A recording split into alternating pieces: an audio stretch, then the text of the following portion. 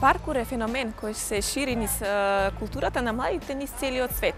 Оваа вештина се појавува во 80-тите години од 20-тиот век во предградието на францускиот град Париз, Лисе.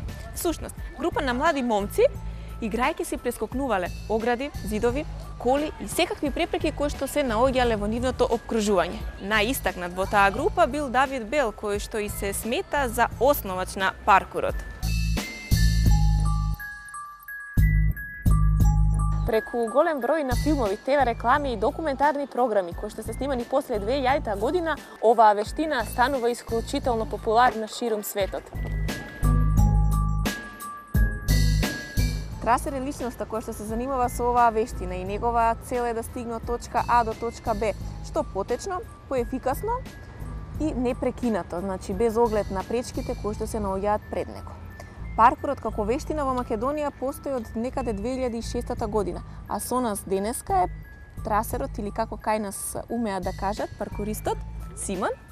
Здраво, Симон. Од Beyond. Beyond тимот, паркур тимот Beyond. Кажи ми, Симон, за почеток, што уствари представува паркурот?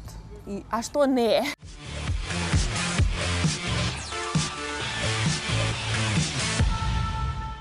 Често се греши затоа што во поголемите холивудски филмови мислам е представен како качување по згради, не знам, скокање со салта и она. Паркурот како вештина од Франција уште кога е дефинирано што побрзо да преминеш преку препреки од една до друга точка. Значи елеганцијата нема никакво значење во паркурот, значи што побрзо да ја преминеш препреката, што побрзо го качиш зидот, на што побрз начин го направиш тоа подобро. Значи паркурот значи на француски мислам као патеката, нешто така, многу често го грешат, го преведуваат као преку дворот. Не знам како стигнало тоа. Стварно не знам, проверувавме на интернет, баравме на секаде како е преку дворот, нема баш некоја поврзаност. Мислам поголема поврзаност е патеката да биде. Затоа што стварно у глава си имаш некоја патека, ја следиш таа на побрз начин да ги преминеш препреките. Сега покасно малце се додадени уште некои елементи и е споено, значи е паркур and free running, така е као и елеганција во движење, значи за да не биде сувопарно само брзо поминување препреки. Се додале и салта, односно движење од гимнастика, флипови, трикови слични, за сето тоа да биде поубаво и да изгледа поубаво. Вие овдека веќе постоите 7-8 години. Така, од 2006-та година прилика е као формиран тимот.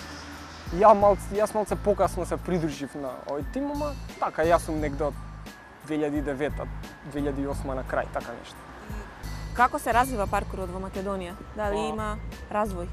Па има големо, мислам многу поголема развиеност сега отколку кога сме почнале, значи јас уште од као дете сум правел вакви работи, ама тогаш не сме знаеле баш што правиме. И сега откако видовме ние на интернет и се тоа, почнавме да го развиваме и тука. Организираме собири од цела Македонија да се соберат луѓе, има многу луѓе што тренираат и во други градови и овде. Многу деца се заинтересирани за ова.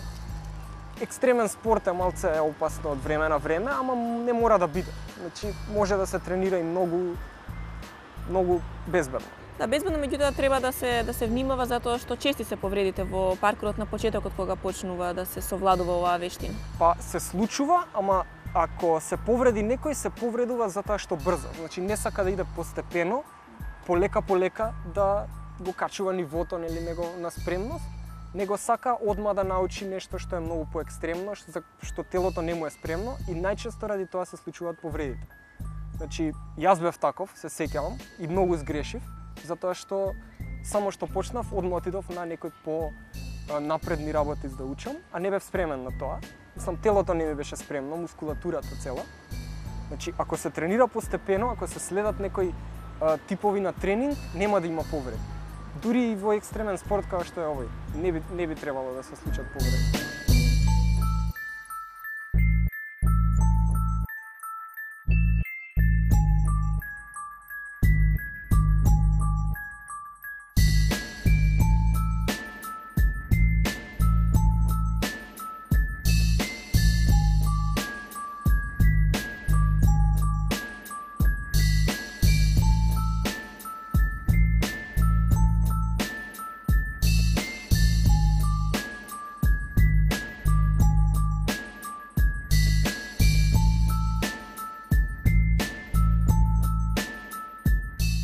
А дали има некои ограничувања, кој све може или... Па, јас мислам дека може секој да го тренира спортов, зависи од нели тоа што до таа возраст на која што почнал вежбал, зависи од мислам тоа зависи колку време ќе му треба за да се адаптира на препреките, да ги научи движењата. Се зависи од тоа што правил во детството, што вежбал и дали вежбал воопшто, за тоа колку време ќе му треба да научи движењата, да ги научи во паркот. Всушност, вие не тренирате само физички, не го тренирате само своето тело, го тренирате и умот кога вежбате. Точно. Значи, многу е важна и психичката спремност, значи умствената спремност, затоа што игра огромна улога, затоа што има една изрека, еден многу познат трасер ја има кажано, ако се плашиш дека ќе паднеш затоа што се плашиш. Значи, тоа го има кажано и многу има смисла, затоа што умот и телото мора да бидат едно за да ти успееш нешто да направиш. Значи, ако ти мислиш дека ќе паднеш, телото ќе следи тоа и ќе паднеш. Значи, стварно нема да успееш. Значи, мора да влезеш комплетно онака со верба дека ќе успееш да преминеш препреката, да направиш некој трик или што и да е.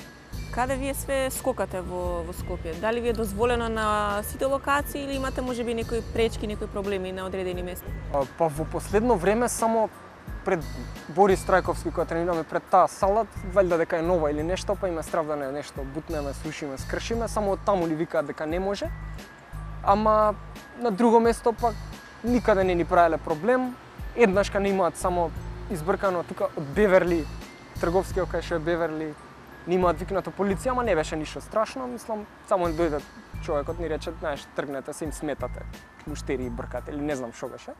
Ама углавно не ни прават проблеми, мислам дека сите више научија од прилика дека ова е спорт, дека не крадеме, ние не се спремаме за ограбување банка или што да.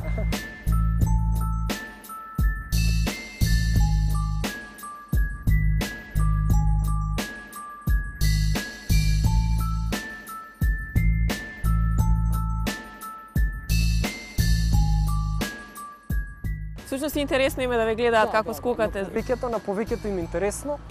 На почетокот имаше некои негативни коментари, мислам, повеќето беа постари луѓе, као немој ќе паднеш, симни се, ќе скршиш. Ќе скршиш нога, рака, глава. Да, тоа најмалце ни треба, мислам, пред да направиме некој скок, некој да ти каже ова ќе се деси, тука више малце нели те става во дилема, дали да рипнам се или не.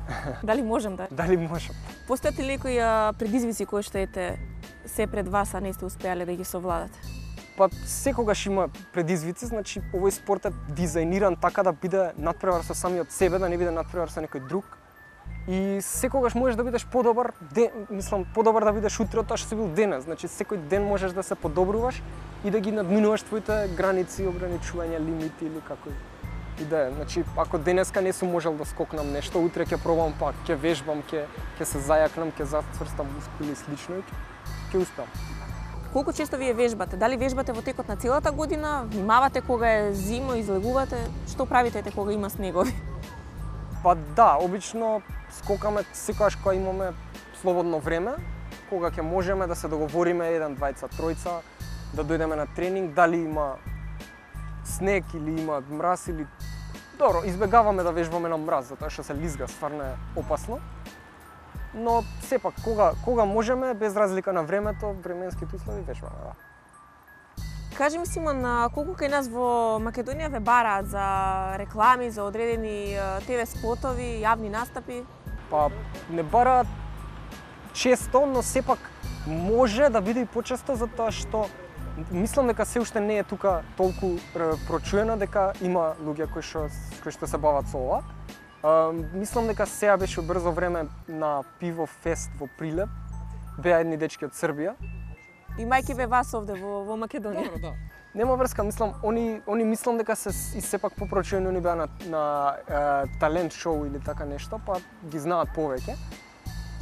Супер се дечките, нема ништо тука.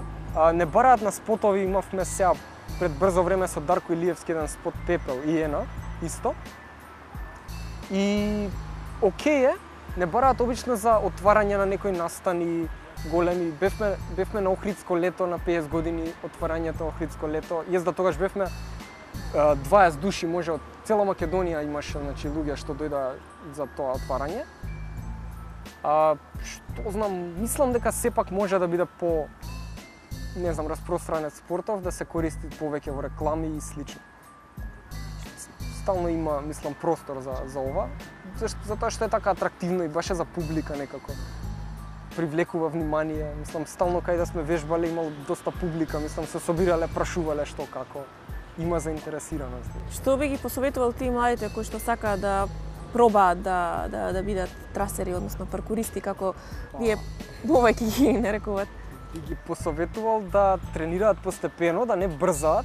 Тоа е најважното од се, да не брзаат, да не пробуваат нешто за кое мислат дека не се спремни.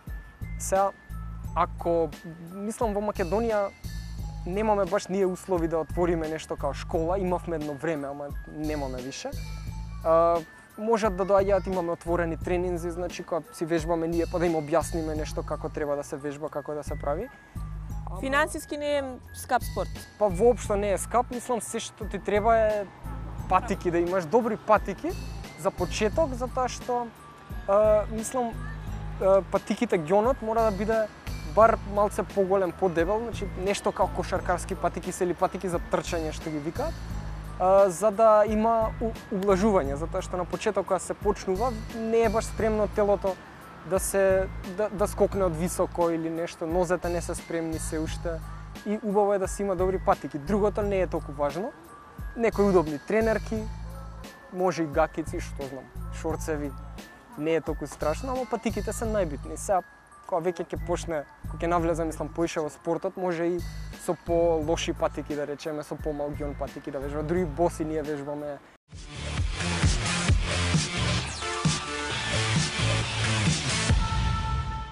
Вежбате боси, зашто? Па, многу е добро да се вежба бос, затоа што се усовршува техниката на слетување. Значи, што помеко да слеташ, дури и кога немаш помош од, не знам, патики или нешто такво, мислам, што е за ноза. Значи, многу е битно да се увежба техниката на слетување, за да нема голем удар на колена, да нема голем удар на нозете, доле табаните и углавно за тоа е најубаво да се вежба бос. Башка малце се зацврстуваат табаните од дола, за да не те боли или кога ќе паднеш од 2-3 метра висина, да речем. Нешто што приметив е дека нема ни една девојка. Што е работата? Не знам што е, ние кога имавме баш школа имаше 2 девојчиња што тренира, ама мислам дека се срамат затоа што немале сила, па тешко ќе им било, па се плашат да не паднат, да не се удрат. Такви работи ја бар колку што имам слушано и колку што ги имам терано, нели, девојки што ги знам јас да вежбаат, сите се па страф ми е, па не е тоа за мене, па тешко е за машки е тоа и така. Точно дека можеби ќе им биде малце потешко на почеток физички, ама не е точно дека е само за машки спортот, мислам, они не мора одма да почнат од најтешкото и тоа што е најстрашно, се е постепено. Ја така почнав, мислам, да вежбам од кога веќе сватив дека сум вежбал погрешно, немаше мене кој да ми каже кога почнав. Почнав ја да вежбам постепено, најубаво е така. Така, значи сите девојки што сакаат да дојдат, треба да дојдат, вие ќе им помогнете на почетокот, да ги научат вештините на... Ние и за тоа почнавме во последно време највеќе се залагаме да се прошири спортот низ Македонија, што поише луѓе да почнат да вежбаат, да немаат представа за спортот дека е екстремен, мислам, екстремен спорт, ама дека е толку опасен што може да се случи повреда опасна, повредата може да се случи едино ако нешто што не е спремен проба да направи трасе.